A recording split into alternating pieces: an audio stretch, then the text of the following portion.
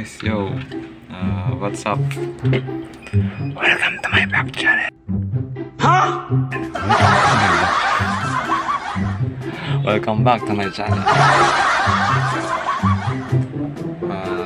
Tuturuan ko kayo kung paano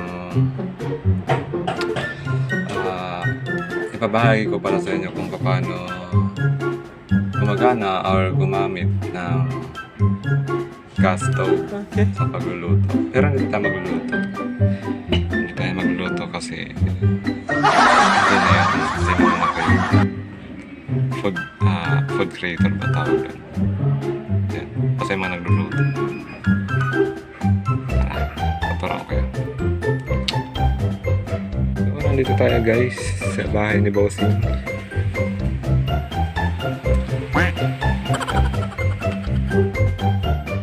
Linis tayo. So, ito yung tinatawag na burner. Burner. Yan. Ayun yung gas. Una niyong gagawin is yung safety tawag dito. Basta yung alam nyo na yun. Limot ko dito eh. Nabatan tawag dito. Safety knob. Open nyo lang siya counterclockwise. Yan. Pag once na may narinig kayong yung may lumabas na gas, yun na yun. Kasi may dalawang uri din na ganito eh. May safety button din dito na pinipindot. Hindi lang ganito. Yan. Pag i-off nyo, yan na. Higpit lang din. Okay. So, ito yung tinatawag na controller knob. Kita nyo ba? I-ano nyo siya.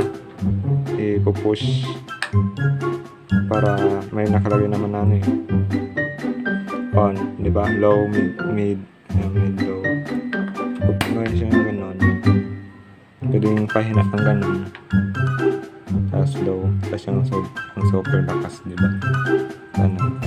So, hindi yan naubuhay kasi naka-off. Tara natin i-open ulit. Yan. Kinig niyo ba? Bye-bye.